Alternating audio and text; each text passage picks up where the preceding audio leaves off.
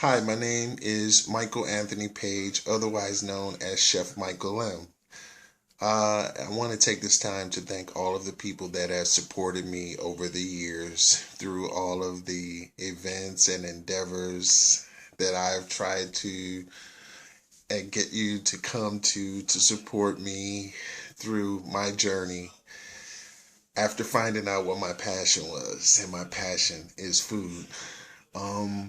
Some people ask me, what does the M mean on Chef Michael M? Well, the M means it's a tribute to a time where I didn't know what I wanted to do with my life. I didn't know what my dreams were. I didn't know what my goals were.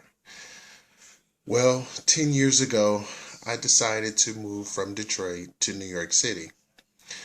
Standing in the kitchen like I've always been all my life or whatever, I had a moment of clarity from the God of my understanding. He flashed my life before my eyes. And in that moment of clarity, I realized that I loved food. I realized that I've always been working in restaurants. I realized that I saw in that moment of clarity when I was a little kid, I was my grandmother's helper, and she used to reward me with bananas. My grandmother, that's why bananas is my favorite fruit. Um, I remember that my grandmother used to cook at the church every weekend, and people loved her food, and I was her helper.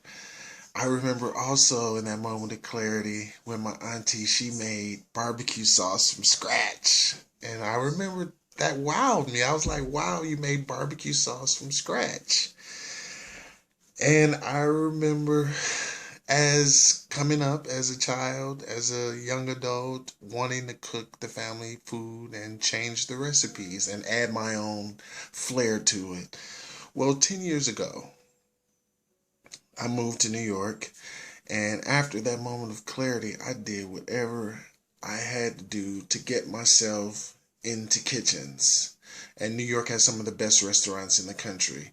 It was my goal to to foster this passion that I had to get to learn how to be the best at what I wanted to do, and I knew that it was food. It's a great thing when you realize that your passion is in tune with your soul, and that's what happened to me after that moment of clarity. I need your support. I didn't grow up with a silver spoon in my mouth, because if I grew up with a silver spoon in my mouth, this restaurant would already be open, because it's definitely what I want to do. I want all of you to try the food that I love to prepare. How I envision Grandma Told Me So. Grandma Told Me So. Now, there's a little background story to how Grandma Told Me So was created. Like I said, it has a lot to do with my grandmother. Well, there was four grandmothers that used to meet up every Sunday, and they used to have cook-offs, and they used to compare recipes and stuff like that, and I was there. And that was another reason why I guess I found out that I love food. um so I decided to call the restaurant Grandma Told Me So. There's a grandmother in every culture, and every grandmother, everyone has stories about the things that their grandmother said to them, or their grandmother told them, or whatever. So that's how I came up with Grandma Told Me So. Grandma Told Me So is going to be four cuisines. It's going to be Italian, Creole, Southern, and West Indian, which are all my favorite foods. All my favorite. And I envisioned it as a 150-seat restaurant in the beginning. Uh, Catering, delivery. I make the best tomato ginger barbecue sauce. You gotta taste it. It's so good. I'm gonna be doing my own spices and rubs.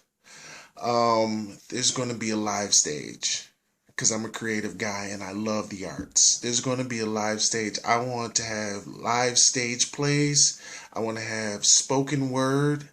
I want to have live music. I love jazz. I want to have live singing, and I want to have my food. I want everyone to come to taste my food. I need your help. $1, $5, whatever you can give would be great. I would love that. Um, Thank you.